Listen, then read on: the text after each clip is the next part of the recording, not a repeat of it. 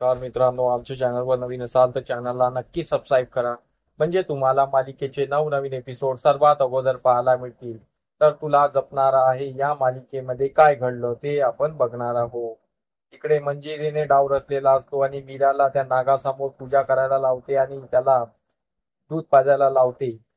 पण हे मीराच्या जीवावर बेतणार असतं. पण ते मंजिरीला खूप मजा वाटत असते. तर मीरा त्या नागाची पूजा करत असते. तर इकडे अंबिकाने देवी समोर प्रार्थना केलेली असते की मीराला रक्षण कर. तर मीराने अगोदर ज्या नागाची पूजा केलेली असते त्याची नागाची वाळू घेऊन तिने एक पिंड बनवलेला असते. तो नाग मीरावर खूप खुश असतो आणि त्यामुळे तो नाग तिथून प्रकट होतो आणि त्या टोपलीमध्ये जाऊन बसतो आणि तो नाग तिथे येऊन मीराच्या हातातलं दूध पितो आणि मीराला आशीर्वाद सुद्धा देतो. तेवढ्या तिथे अथर्वची एंट्री होते. अथर्व आणि दादासाहेब आलेले असतात. अथर्व ते बघून अथर्व जोरात ओरडतो आणि मीरा बोलतो.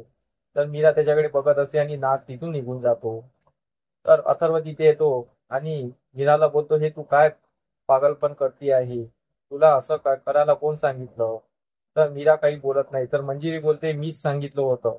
मला तिच्या पावित्र्याची परीक्षा घ्यायची होती म्हणून मी तिला सांगितलं होतं. आणि याच्याशिवाय दुसरी परीक्षा होऊ शकत नाही. तर दादासाहेब म्हणता, कोणाच्या जीवावर बेतणारी अशी परीक्षा कधी करायला नको. अथर्व पण खूप चिडतो, आई तू अशी परीक्षा घेशील मला वाटलं नव्हतं. पण कोणाच्या जीवावर बेतणं असं कधीच मिनिंगफुल काम करायचं नाही.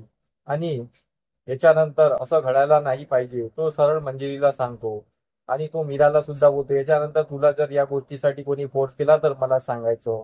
हे ऐकून मंजिरीच्या पायाखालची जमीन सरकते आणि मंजिरी निघून जाते. हे सर्व वेदाने ऐकले असतं. वेदा आतमध्ये जाते आणि वेदा बोलते, आजी थांब. आणि ती वेदा आजीला जॉब विचारते, तू माझ्या आईला मारण्याचा प्रयत्न का केलास? माझ्या आईचा जीव गेला असता तर काय झालं असतं? मंजिरी तिच्याकडे बघतच राहते. अथर्व बोलतो की बाळा, आजीसोबत असं बोलतात का? तर मग मीरा बोलते, बाळा असं आजीसोबत बोलायचं नाही, हे चुकीचं आहे. तर वेदा शांत होते. तर मग मंजिरी उलट डाव असते आणि बोलते की मीरा, तू अगोदर वेदाला अथर्वपासून लांब केलंस, आता तू तिच्या आजीपासून पण लांब केलंस. तू जिंकली वेदा, असं तिला म्हणून ते निघून निघून जाते आणि तिचा डाव तिच्यावर उलटवते. पण इकडे अथर्व मीराला काही बोलत नाही, कारण की ते डोळ्याने त्याने बघितलं असतं. इकडे मायाला वगैरे खूप खुशी झालेली असते. तर मग सर्व वरती गेलेले असतात. तर दादासाहेब मंजिरीच्या रूम मध्ये जातात. मंजिरीला समजवण्याचा प्रयत्न करत असतात आणि बोलतात की तू मीराला सून काय नाही मानत?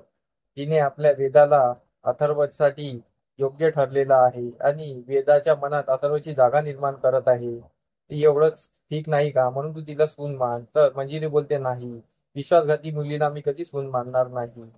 आणि जर तुम्हाला माझी साथच द्यायची असेल तर जर मी जे जे काही वेदाच्या बद्दल या मीराबद्दल करते आहे त्याबद्दल तुम्ही माझ्या सोबत राहायचं. तर दादासाहेब विचार करतात आणि बोलतात, ठीक आहे. मग तिथून मंजिरी उठते आणि बोलते, माझ्यासाठी गजरा नाही आणला? तर मग दादासाहेब बोलतात, आणला आहे. दादासाहेब तिच्या डोक्यात गजरा मारतात आणि इकडे मंजिरी हसत असते. इकडे अथर्वच्या रूम मध्ये, म्हणजेच अथर्व आणि मीरा आणि वेदाच्या रूम मध्ये, इकडे मीराच्या केसामध्ये अथर्व गजरा मारत असतो. तेवढ्यात तिथे माया आणि आत्या येतात आणि तिला गजरा मारताना बघत असतात. तर इकडे मीरा त्यांना खून करते, बघा अथर्व माझ्या डोक्यात गजरा मारतो आहे. तर इकडे आत्या आणि मायाला खूप चीड आलेली असते. मग तसंच आता समोरील भागात इकडे माया आणि ते हत्या करणार असते आणि इकडे अथर्वला मायाच्या रूम मध्ये बोलावून माया अथर्वला बोलते की तू माझ्या डोक्यात गजरा मारून देशील का? म्हणजे ती उलट डाव रचत असते. तर इकडे ती हत्या आलेली असते आणि वीराला बोलते की चल, अथर्वला चाय पाहिजे आणि ते पण मायाच्या रूम मध्ये. म्हणजे त्यांचा डाव असतो की इकडे मीराला तिची जागा दाखवून द्यायचं. तर मीरा चाय घेऊन जात असते. तर तिथे अथर्व मायाच्या डोक्यात गजरा मारत असतो आणि मीरा रागाने बघते. मीराचा राग बघून आणि डोळे बघून अथर्व तो गजरा खाली फेकून देतो. म्हणजे मीराच्या डोळ्याने अथर्वला समजते की मीराला राग आलाय, म्हणून अथर्व पण तिथून निघून जातो. तर असाच काहीसा एपिसोड आपल्याला पाहायला मिळणार आहे. आमचा एपिसोड कसा वाटला मला कमेंट करून नक्की सांगा. धन्यवाद.